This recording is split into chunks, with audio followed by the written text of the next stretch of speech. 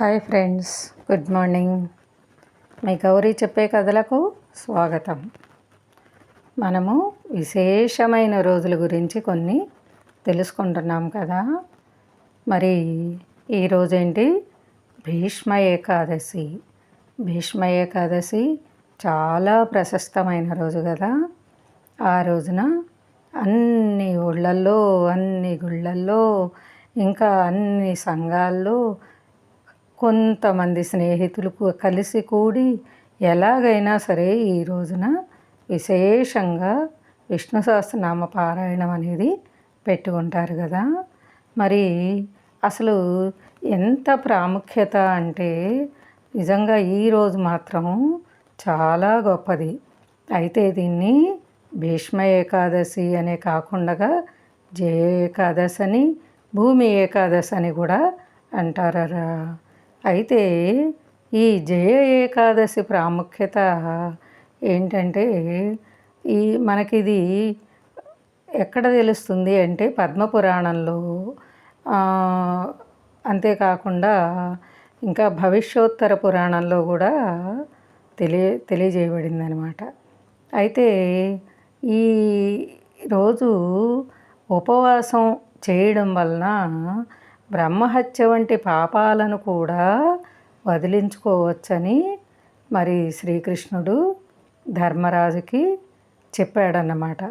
చెప్తూ ఈ జయ ఏకాదశి గురించి అతనికి తెలియజేశాడు. ఏంటి అసలు జయ ఏకాదశి కదా తెలుసుకుందామా. మరి ఒక నందనవనంలో ఉత్సవం జరుగుతోందిట. ఆ ఉత్సవంలో అందరి దేవతలు, మరి సాధువులు, ఇంకా దైవీ పురుషులు అందరూ కూడా హాజరయ్యారట. ఆ సమయంలోనే గంధర్వుడు పాడుతూ ఉండగా గంధర్వ బాలికలు నృత్యం చేస్తున్నారట.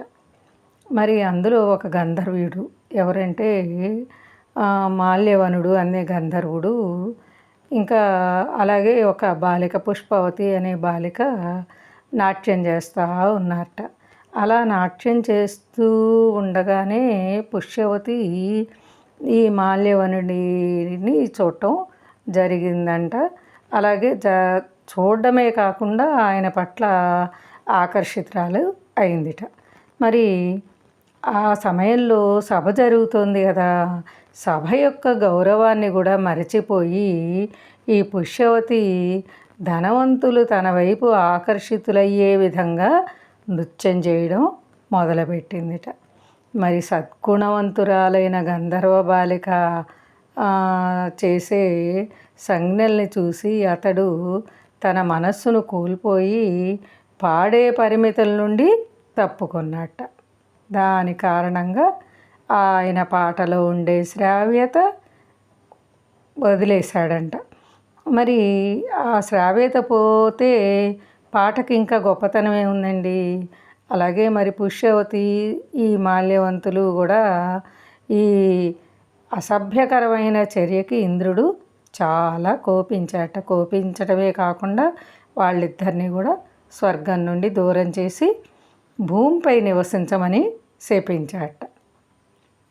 మరి మీరిద్దరూ కూడా మృత్యులోకంలో చాలా నీచమైన పిశాచ యోనిని పొందాలి. ఈ శాపం కారణంగా ఇద్దరూ వెంటనే పిశాచాలుగా మారిపోయారట. మారి ఇద్దరు కూడా హిమాలయ పర్వతం మీద ఉన్న ఒక చెట్టు పైన నివసిస్తూ ఉన్నారట. అక్కడ వారు పిశాచ యోనిలో చాలా బాధపడవలసి వచ్చిందిట. ఒకసారి మాఘశుక్లపక్ష ఏకాదశి నాడు ఇద్దరూ చాలా విచారంగా ఉన్నారట. ఆ రోజు వారు మరి ఏం చేయాలా అని ఆలోచిస్తూ ఉన్నారట. రాత్రి సమయంలో ఇద్దరూ కూడా చాలా చల్లగా ఉందిట. కాబట్టి ఇద్దరూ రాత్రంతా కలిసి కూర్చోవడం ద్వారా మేల్కొని ఉన్నారట. మరి ఇద్దరూ అలాగా మంచు కారణంగా ఉండి మరణించటం జరిగిందిట. అయితే ఆ మరణించడం మూలంగా అనుకోకుండా ఆ రోజు జయ ఏకాదశిట. ఉపవాసం ఉండటం వల్ల ఇద్దరూ కూడా పిశాచయోం నుండి విముక్తి పొందారట. మరి ఇప్పుడు మాల్యవంతుడు, పుష్యవతి ఇదివరకటంటే కూడా ఇంకా అందంగా మారిపోయారట. అంతేకాకుండా వారికి స్వర్గంలో స్థానం కూడా దక్కిందిట. మరి దేవరాజు ఇద్దరిని చూసినప్పుడు ఆశ్చర్యపోయి తనకు పిశాచయోం నుండి ఎలా విముక్తి లభించింది అని అడిగాట. మరి మాల్యవనుడి ప్రకారం ఇది విష్ణువు యొక్క జయ ఏకాదశి ప్రభావం. ఈ ఏకాదశి ప్రభావంతో మనం పిశాచయోం నుండి విముక్తి పొందాము. ఇంద్రుడు దీంతో చాలా సంతోషించి, మీరు జగదీశ్వరుని భక్తుడని కాబట్టి ఇప్పటి నుండి మీరు నాకు గౌరవనీయులు అని ఎంతో గౌరవంగా చెప్పారట. మీరు స్వర్గంలో సంతోషంగా జీవించండి అని చెప్పారట. మరి అయితే ఈ భీష్మ ఏకాదశి నాడు తర్పణం కూడా వదులుతారు కదర్రా. అసలు తర్పణం ఎలా ఇవ్వాలి, అసలు తర్పణ విధి ఏంటి అనేది కూడా మనం కొంచెం తెలుసుకుందాం. మరి దీనికి మగవారు మాత్రమే తర్పణం ఇవ్వాలి, ఆడవాళ్ళు ఈ కార్యక్రమాన్ని చేయకూడదు. అయితే ఈ తర్పణం ఇస్తూ శ్లోకం చదువుతూ భీష్ముడికి తర్పణం ఇవ్వాలి. ఏంటి, ఎలా చేయాలి? ఉదయాన్నే నిద్రలేచి తల స్నానం చేసి చక్కగా ఇల్లంతా పూలతో అలంకరణ చేసి, ఇంకా నిత్య పూజలు ఉంటాయి కదా మనకి, అవన్నీ అయిన తర్వాత మధ్యాహ్నం 12 గంటల సమయంలో గుర్తుపెట్టుకోండి, మనకి ఇళ్లల్లో ఆబ్దీకాలు, మాసికాలు ఇవన్నీ ఏమన్నా పెట్టినా కూడా 12 గంటలు అవ్వాలి. కొంతమంది ఈ రోజుల్లో ఏం చేస్తున్నారంటే, మాకు పని ఉంది, షాప్కి వెళ్ళాలి, ఊళ్ళు వెళ్ళాలి, పెళ్ళిళ్ళకి వెళ్ళాలి అని 7ంటికి 8ంటికి కూడా బ్రాహ్మణులను పిలిచేసి పెట్టేసి వెళ్ళిపోతున్నారు, తద్దినాలు పెట్టేసి వెళ్ళిపోతున్నారు. కానీ అలాగే ఎప్పుడూ కూడా చేయకూడదు. 12 అవ్వాలి, అపహరణం అవ్వాలన్నమాట. అలా అయితే మధ్యాహ్నం 12 గంటల సమయంలో ఇంటిలోని పూజా మందిరం దగ్గర కానీ, మన ఇంట్లో ఆవరణలోని ఎక్కడైనా దక్షిణం వైపుకి కూర్చొని ఆచమనం తరువాత ప్రాణాయామం చేసి ఈ విధంగా సంకల్పం చెప్పాలి. ఏం సంకల్పం చెప్పాలి? పూర్వోక్త ఏవం గుణ విశేషణ విశిష్టాయాం శుభతిథౌ శ్రీ పరమేశ్వర ప్రీత్యర్థం మాఘ శుక్లాష్టమ్యాం భీష్మతర్పణార్ఘ్యం కరిష్యే అని అన్న తర్వాత కొన్ని నీళ్లు దోసెట్లోకి తీసుకొని ఇంకా ఈ శ్లోకం చదువుతూ అర్ఘ్యం ఇవ్వాలి. శ్లోకం ఏంటో చూద్దామా? భీష్మ శాంతనవో వీర సత్యవాది జితేంద్రియ అభిరద్భిరవాప్నోతు పుత్ర పౌత్రోచితాం క్లియాం అని దోసిట్లో నీళ్లు విడిచిపెట్టాలన్నమాట. ఇంకోసారి వైయాఘ్రపథ్యగోత్రాయ సాంకృత్య ప్రవరాయ చ అపుత్రాయ దదామ్యేతత్ ఉదక భీష్మవరణ్యే అని దోసిట్లో నీళ్లు విడిచిపెట్టాలి. మరి అర్ఘ్యం అంటే 3 సార్లు కదా, మూడోసారి ఏంటో చూద్దాం. వసూనామవతారాయ శంతనోరాత్మజాయ చ అర్ఘ్యం దదామి భీష్మాయ ఆబాల బ్రహ్మచారిణే. దోసిట్లో నీళ్లు విడిచిపెట్టాలన్నమాట. ఇలా తర్పణం వదిలితే అసలు శాస్త్రీయంగా చూస్తే మనం ఏంటి ఫలితం?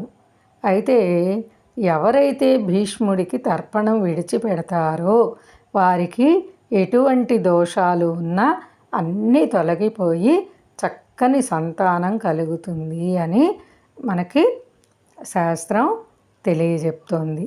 అందుకని ఈ భీష్మ ఏకాదశి అనేది అన్ని విధాలా కూడా ఎంతో ఉత్తమమైన రోజన్నమాట. ఈ రోజుని మనం వృధాగా ఎప్పటికీ కూడా పోనిచ్చుకోకూడదు. రోజు పూజ చేసే వాళ్ళైతే చక్కగా పూజ చేసుకొని ఆ పూజా గృహంలో కూర్చొని ఒక్కసారి భీష్ముడిని తలుచుకొని నమస్కారం చేసి అలాగా విష్ణు సహస్రనామం చదువుకోవడం అనేది చాలా మంచిదన్నమాట. ఇంకా రోజు పూజ చేయడం అలవాటు లేని వారు కూడా ఈ ఏకాదశి రోజు ఒక్కసారి ఆ సహస్రనామం వచ్చిన వాళ్ళైతే చదువుకోవచ్చు, లేకపోతే ఇలా తర్పణం విడిచేవారైతే విడవచ్చు, ఇంకా లేకపోతే ఒక్కసారి దైవధ్యానంలో కూర్చొని మనసుకి ప్రశాంతత లభించే వరకు కూడా ఆ దైవం మీదే మనసు పెట్టి కూర్చొని కొంచెం సేపు ధ్యానం చేసుకున్నా కూడా చాలా మంచి పరిణామం కలుగుతుందన్నమాట. అయితే ఉపవాసం అనేది మాత్రం ఉత్తమోత్తమమైనది ఏకాదశి రోజు. అందుకని చేయగలిగిన వారు, ఎలాంటి అనారోగ్యం లేనివారు, మరీ పెద్దవారు కాకుండా అలాగే చిన్న పిల్లలు లేనివారు, అలాగా చక్కగా చేయడానికి ఏ ఇబ్బందులు లేనివారు మాత్రం ఉపవాసం ఉంటే మంచి ఫలితం కలుగుతుందర్రా. మరి భీష్మ ఏకాదశి గురించి తెలుసుకున్నాం కదా. ఇంకా ఏమైనా విశేషాలు ఉన్నా కూడా చక్కగా దీంతో పాటు మీకు తెలిసినవి కూడా మీరు మీ పిల్లలకి తెలియజేయండి. వారికి తెలియజేయడం వలన ఇవాళ వినకపోయినా కానీ భవిష్యత్తులో అయినా వారికి మనం చెప్పిన మాటలు గుర్తొస్తాయి. అందుకని మన శాస్త్ర ప్రకారం ఏవైతే విశేషాలు ఉన్నాయో పిల్లలకి ఒకసారి తెలియజేలా చేయాలరా. మరి లైక్ చేయండి, షేర్ చేయండి, సబ్స్క్రైబ్ చేయండి. మీ గౌరీ పూర్ణ. బాయ్. రేపు మళ్ళీ కలుద్దాం.